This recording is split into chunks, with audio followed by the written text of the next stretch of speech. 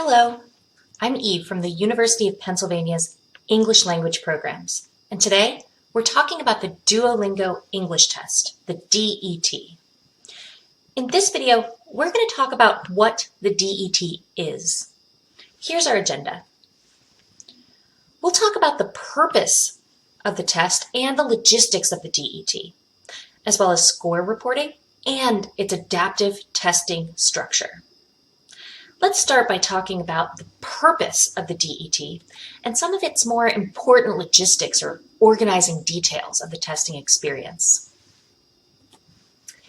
DET stands for the Duolingo English Test, and Duolingo is a language learning app that launched in 2011. The DET is a computer-based English proficiency assessment. Now, most test takers are looking to share their results of the DET with colleges and universities as part of their application for admissions, similar to the way that the IELTS or the TOEFL are used. The test is taken online and is available on demand, which means that a test taker can visit the DET website at any time of day to sign up for the test. This is really different from other testing experiences. For the DET, the test taker does not need to contact a local testing site or register for a limited number of seats in advance of the test. The DET test takers don't need to make their way to a specific location. For this testing experience on the DET, it happens entirely online. The entire test takes about an hour to complete, and the scores are available within 2 days. After 2 days, you can access the scores online, and also the institutions where you're applying, they can also access the scores. This makes the DET quicker and easier since you can take the test at home from your computer. In addition, the DET is also less expensive than many of the other language proficiency tests.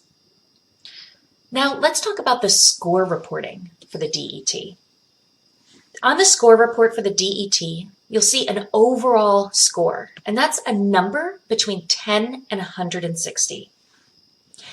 In addition to the overall score, the DET has the following subscores: literacy, comprehension, production, and conversation.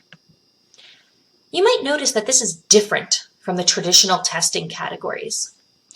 Each of these subscores relates to a combination of reading, writing, listening, and speaking. So as you can see, literacy relates to a candidate's ability to read and write. Comprehension relates to a candidate's ability to read and listen. Production refers to the ability to write and speak, and conversation relates to the ability to speak and listen. There are many resources online to see what the DET score means in relation to other English proficiency measures. For example, the Common European Framework of Reference, or the CEFR.